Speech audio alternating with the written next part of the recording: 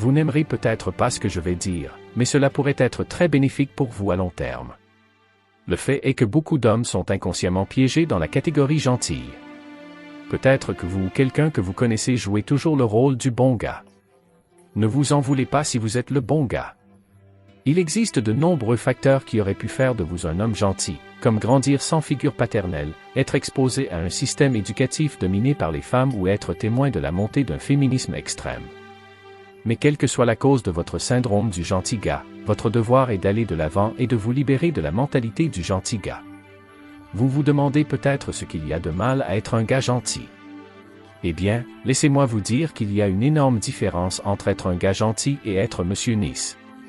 La croyance principale de tous les gentils gars est que s'ils sont assez gentils avec tout le monde les récompensera avec ce qu'ils désirent. C'est un monde fantastique. La vérité est que plus vous êtes gentil à vos propres dépens, plus les gens l'exploiteront. Mais si je vous disais qu'il y a un côté sombre caché aux gentils? Et si je vous disais que le gentil gars typique n'est en fait pas un vrai gentil gars? Les gentils n'agissent gentils qu'en surface. Mais en réalité, ils ont un agenda caché derrière leur gentillesse. Les gentils gars sont souvent des gens passifs-agressifs qui essaient d'obtenir ce qu'ils veulent en manipulant les autres avec leur gentillesse. Les gentils gars recherchent toujours l'approbation et évitent la confrontation. Le mâle alpha est tout le contraire du gentil gars dans tous les aspects. Si l'alpha est gentil, c'est qu'il veut sincèrement être gentil sans rien attendre en retour ni avoir besoin de validation. Le mâle alpha n'a pas peur d'exprimer ses opinions et n'a pas peur des conflits. L'alpha ne cherche pas les ennuis, mais il ne les fuit pas non plus. Il accueille le conflit lorsqu'il surgit. Mais pas le bon gars.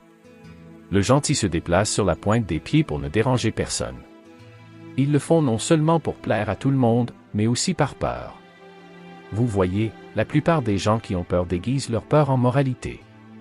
Ils cachent le fait qu'ils n'ont pas les compétences nécessaires pour être dangereux ou gérer les conflits au nom de l'intégrité morale. En d'autres termes, ce qu'ils disent, c'est que je ne fais pas ceci parce que je suis une personne trop bonne, plutôt que de ne pas faire cela parce que j'ai peur. Il ne suffit pas d'être gentil pour séduire les femmes.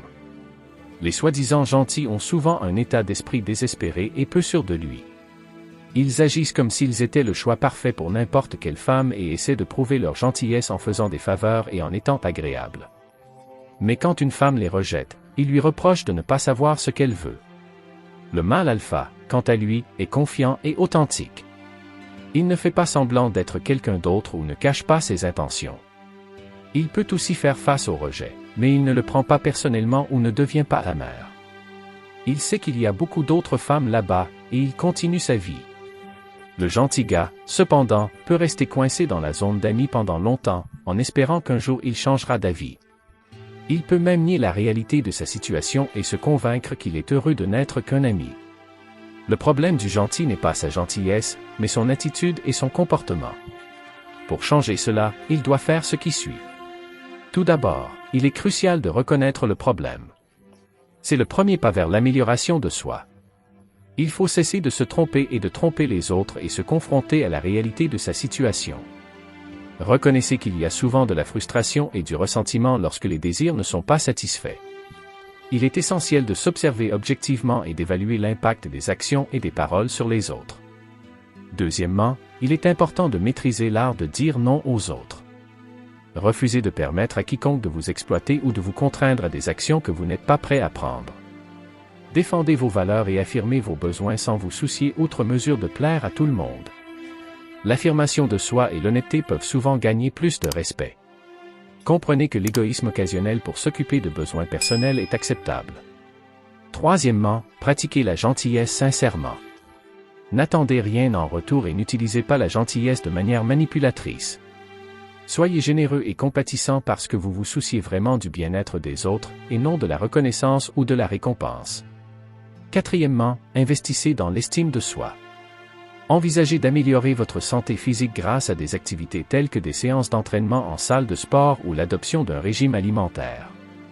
Un physique fort reflète la force mentale et l'assurance en soi. La façon dont vous vous présentez compte. Bien s'habiller et maintenir une bonne toilette améliore encore votre image. La combinaison d'un corps fort et d'un style raffiné peut être très attrayante. D'ailleurs, Si vous aspirez à réussir dans la vie, n'oubliez pas de manifester votre soutien en cliquant sur le bouton j'aime et en vous abonnant. Votre abonnement à la chaîne revêt une importance considérable. Retrouvez-vous dans la prochaine vidéo.